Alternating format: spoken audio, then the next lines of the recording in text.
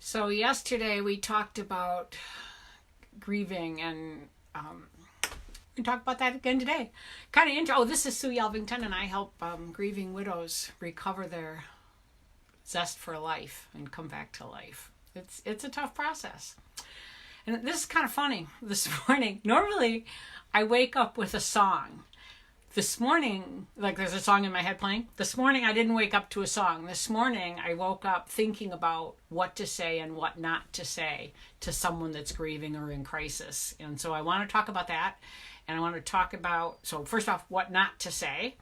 And then secondly, some things you can do. And then the last thing is some of the things that you might say when someone you care about comes to an event. Because it takes a lot of, I can't even tell you how much energy it takes when you're grieving to get up and out and go out into the world. And some of us that don't have to didn't, so which isn't really the best thing, but that's how it is. And by the way, if you are stuck in grief, if you feel like you're not moving forward, I do have an experimental program that worked for me. And if you want some help, give me a holler and we'll talk about and see whether or not it works for you. You can put stuck in the comments, PM me, call me if you know my number, whatever. I'm easy to get a hold of. Okay, so let's talk about some things not to say. He or she is in a better place. Bonnie, thanks for being here. Really? A better place? Thanks. Shut up. I know how you feel. You know what? Oh, Joe, I apologize. I was going to reach out. I will do so after this live. And thank you for reminding me. Yesterday was a crazy busy day. So here's the deal. You might have gone through something and it might be almost identical to what the person that's in it is going through. But I guarantee you don't know how they feel. Okay, so one of my best examples of that is pregnancy. I have 4 babies, okay? All of my pregnancies were different. Same woman, different pregnancies, different feelings. And guess what? It's been a lot of years. My baby's 25, right?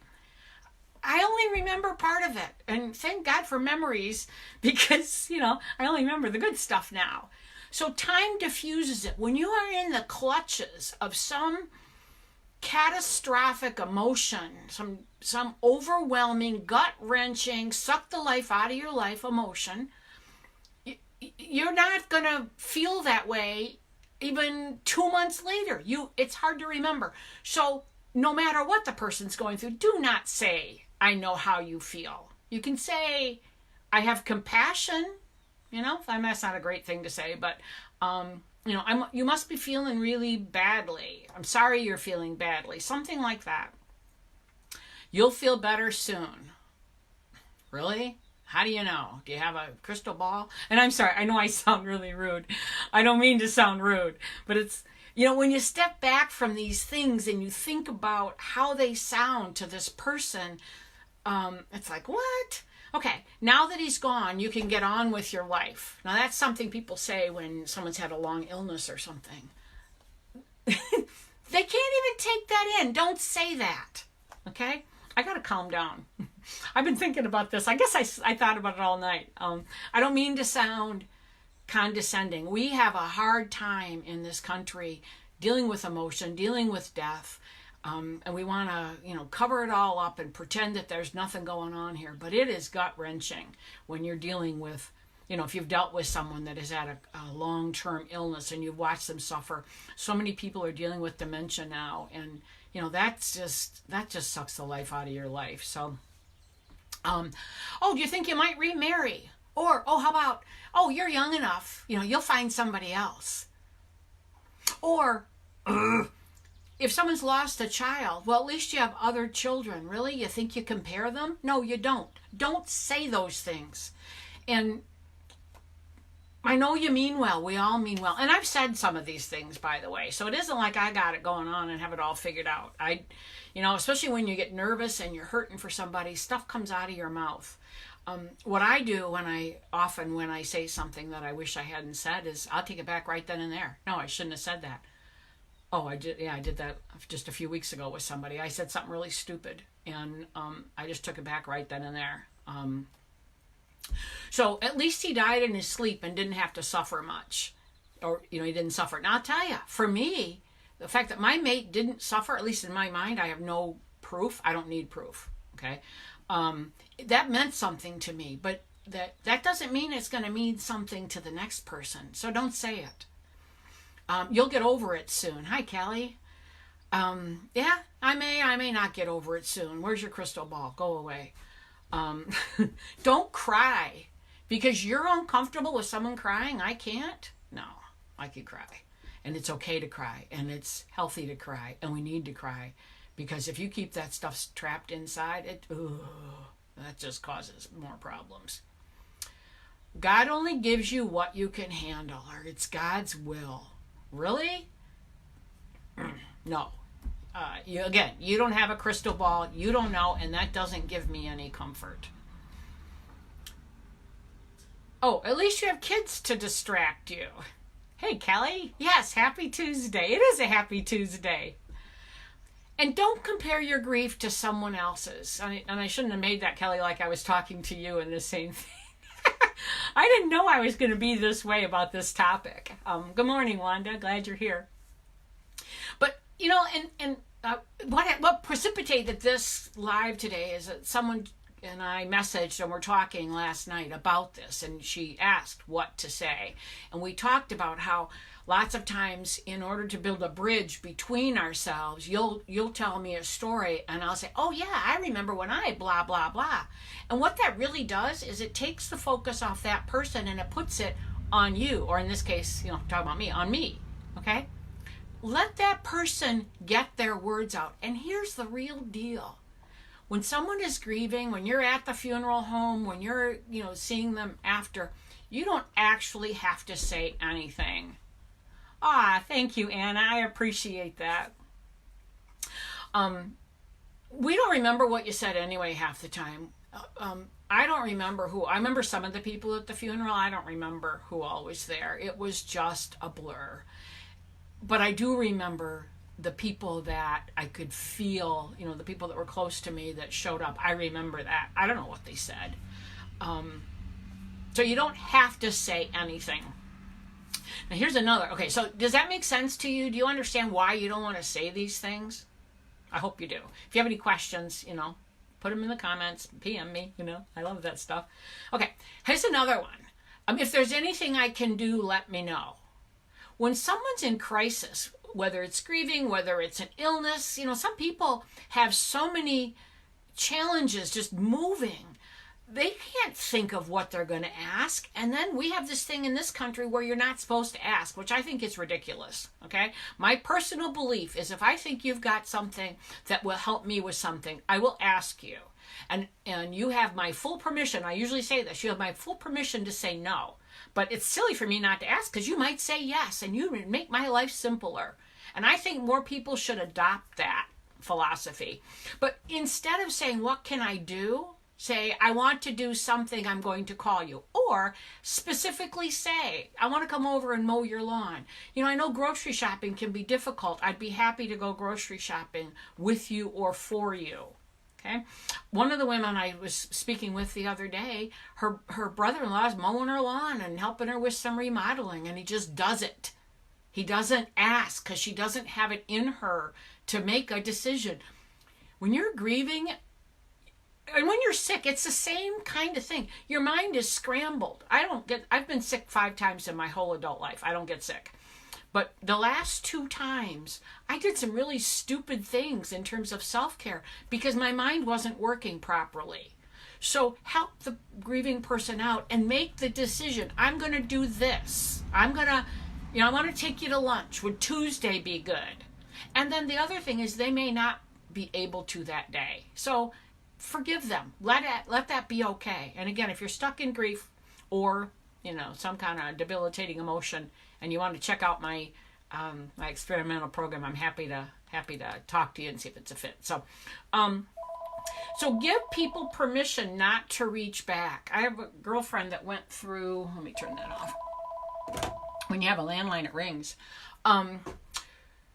She went through something really tough and she wasn't reaching out. And I know that sometimes you just get tired of talking about it. So one time I called her and said, hey, I'm here. And if you want to get together and you don't want to talk, you just tell me you don't want to talk. It's okay. And if you want to talk, tell me you want to talk. Give her some boundaries to work with or some meat because she can't figure it out on her own. Sometimes just say, I love you. And sometimes just saying, this frickin' sucks. This is awful, and I'm sorry you're going through that. Now, this is not something you say. This is something you would say at the funeral. This is something you would say when you were together. Not something you're going to say out in public. That's a whole different gig. The other thing is, as we've talked about before, so often after the funeral, everybody goes home and they forget. Their life goes on, whereas you've got this big gaping hole that you're trying to figure out how to cope with. So it's a good idea to put things in your calendar so that you remember to reach out to this person. So you remember to send them a card or, take them a meal or take flowers. Or if you know any of the, something that would make that person happy or any events coming up or something, do something like that. Invite them out for coffee. Do simple things. Don't do anything complicated or elaborate. We can't handle it. Bring a plant or a tree. My sister got me apple trees to plant. Only one of them survived, but it's surviving. And when I mow the lawn and I see this apple tree, it makes me happy. That was a really great gift to give. Send a thinking of you note. Send random notes. And if there's a holiday coming up, invite them to join you or go join them if that's possible. Sometimes, and this is a fine line. Sometimes you have to take no for an answer. Sometimes a person isn't ready. And a lot of women I've talked to have talked about, I'm afraid if I don't respond to some of these events, these invitations, then they'll leave me and I'll be all alone, even more alone than I am now. But they aren't up to it right now. So, give them that space. Okay? Now, the real reason I wanted to do this live is, what are some of the things you can say to the grieving widow or person at an event that makes them feel welcomed and doesn't trigger them to cry and that sort of thing? So it's great to see you. I'm really happy to see you. Okay. Oh, do you have a place to sit, or do you want to sit with me? I'm sitting over here. Would you like to join me? Or can I come sit by you? That color looks great on you.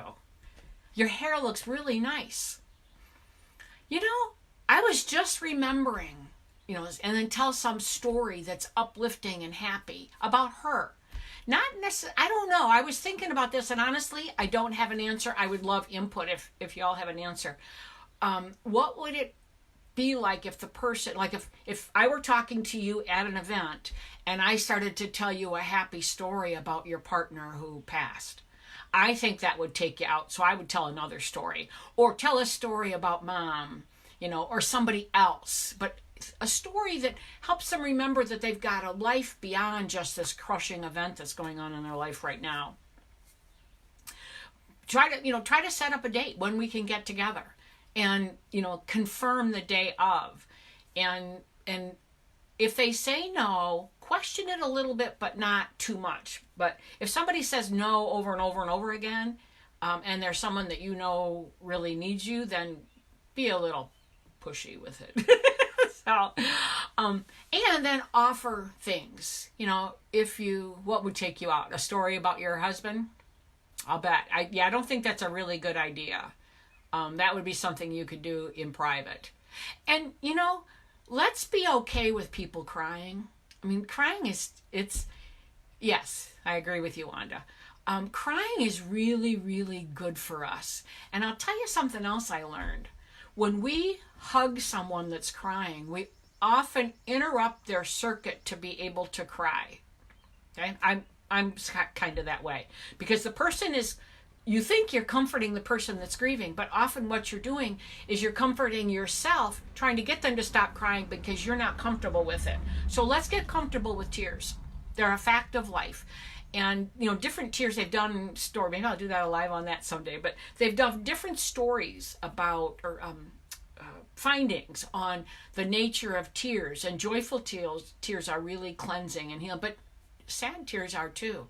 Getting that out. So another idea is, if I garden, and And I always have projects going on. There's always something I could do. And people who know me know what those chronic issues are. So, you could say something like, hey, let me come on over and help you clean your garage or clean my car. It's something I really don't like to do. If somebody offered to clean my car, I'd say, hell yes, and I'll make coffee or whatever. So I hope this is helpful. It's really just welcoming that person. That's all. And don't go overboard. Don't make a big deal out of it. Just open a door in your heart when that person is at that event and let them walk in and join you and let them be comfortable and maybe reach out the next day or something. I don't know. I mean, you'll figure it out, but we have to get comfortable with this. It's a fact of life. So anyway, I hope this is useful. If you know somebody that might benefit, share it. And I appreciate all the sharing y'all have done with some of these lives that, people needed to hear. So thank you for being here. If I can help you, put stuck in the comments. And Joe, I'm going to reach out to you in just a minute. So have a great day, y'all.